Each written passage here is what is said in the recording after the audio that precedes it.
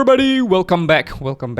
Today is another day of the top 50 crypto TA with me. Today we'll be doing the top 40 from number 31 to number 40 to number 31. Yes, we'll be doing a count up.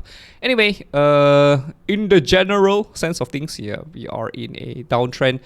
For the past 7 days, everything is down double digits. It's just really bad. So yeah, there you freaking go. We were actually expecting more downside to come, and we have been biased bearish for some time. And here you go. There are still people who are in denial, or who were in denial, and so hopefully this is a justification of our bearish bias.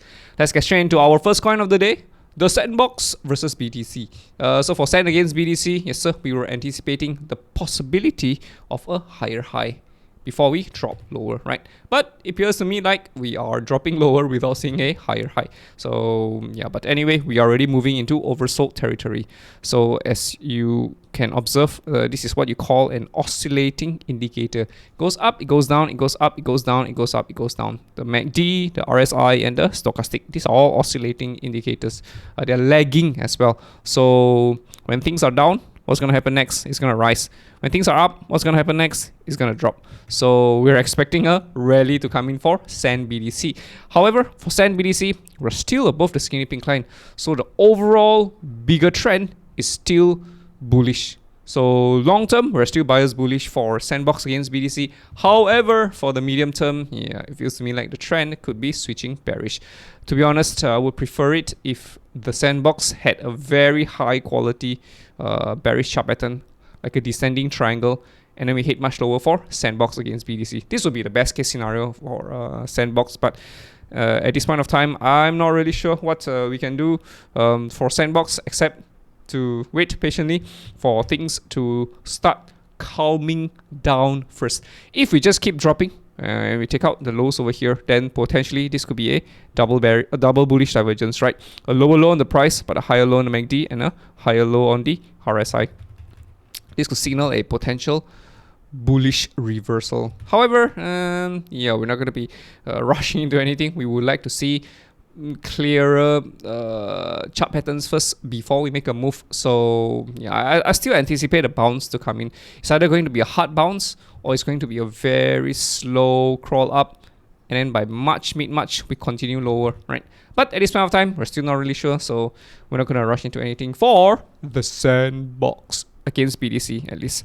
Sand against USDT, yeah, same thing as well, right? We could be getting a descending triangle, mountain 1, mountain 2, we could get a mountain 3, and we collapse under the skinny pink line. But it has yet to happen. We have yet to see any bearish chart patterns. Again, same thing as the BTC pair. Sandbox USDT is still above the skinny pink line. So while we're above the skinny pink line, we remain bias bullish for Sandbox against USDT until we see clear bullish chart patterns. Then only we'll be trade bullish or even bearish as well. We need to see the chart patterns first before making any moves, right? All we see right now are mountains. Mountains 1, mountains number 2, right? Before we fell over here, this was a head and shoulders that came in for Sandbox, right? Left shoulder, head, right shoulder, we fell, right? You'll be able to see mountain ranges before falling, and we are anticipating mountain ranges to complete and fall, right? This was a descending triangle, we fell, right? You can argue again, this is something like a head and shoulders, we fell. So now we're getting a potential, doesn't mean it's going to happen, a potential descending triangle, right?